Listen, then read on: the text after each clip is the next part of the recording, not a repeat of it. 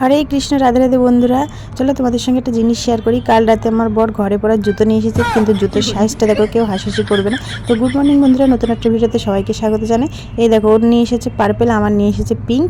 কিন্তু জুতোটা ভীষণ পরে আরাম, কিন্তু এত বড় দেখে খুব হাসাহাসি করছিলাম। তো আজকে 8টা বেজে গেছে ঘুম থেকে উঠতে, সেটাই তোমাদের দেখাচ্ছিলাম। আর উঠেই কিন্তু আমি নাকিমুখি হয়ে গেছি, যেহেতু 9টা সাড়ে 9টায় বেরিয়ে যাবে, তাই ভাত বসিয়ে দিয়েছি। আর রাতের বাসনও পড়ে আছে, কখন পরিষ্কার করবো বুঝতে পারছি না।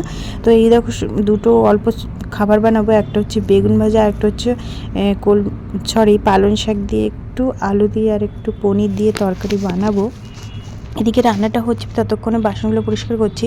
আর বর উঠে গেছে, তার জন্য তাকে একটু লাল চা করে দিয়েছে। আর আমি লাল চা খাই না, তাই পাউরুটার কলাটা খেয়ে নিচ্ছি। যেহেতু ফলগুলো খেয়ে নিতে হবে, ঠান্ডার সময় ফল খেতে ভালো লাগে না, তাও খেয়ে নিচ্ছি। কারণ এনে ফেলেছে, যে আবার নষ্ট হলে এনে দেবে না।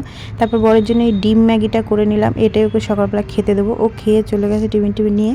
আর এদিকে আমি এখন 10টা সাড়ে 10টা বাজে, অল্প ওই বেঁচে গেছিলো, মানে রেখে দিয়েছে, খাইনি, তাই আমি খেয়ে নিচ্ছি। তারপর খাওয়া দাওয়া করে আমি এখন ওই বিছানা টিছানা গুছাতে এসেছি। এখন ঘর দৃশ্য গুছাবো, তারপরে বাসন পরিষ্কার করবো। চলো এবার বাসন পরিষ্কার করতে যাই। বেডরুমের ঘর গোছানো হয়ে গেছে, এবার হচ্ছে বাসন পরিষ্কার করা হয়ে গেছে। তারপর ভিডিওটা করছি, বেসিনটা যখন পরিষ্কার করছি, তারপর এটাও করা হয়ে গেলো। ঘরও পরিষ্কার করলে স্নান করতে চলে যাই। স্নান টান করে এসে দেখতে পাচ্ছি মোটে ভগবানকে পুজো করে দিলাম। আজকে আর ফুল দিইনি, শুধু তুলসী পাতা দিয়ে করেছি। তারপর একটা জিনিস দেখাচ্ছি, আজকে এই ফলটা ভগবানকে দিতে গেছিলাম, যেহেতু কলা আগের দিন দেওয়া হয়ে গেছে। আর লেবুটা দিতে গেছি, দেখো লেবুর সব কটা পচে গেছে, মানে শুকনো হয়ে গেছে, এমনভাবে ঠকিয়ে দেয় বরকে। তারপর এই দেখো খেতে বসেছে এখন থালাটা সাজিয়ে।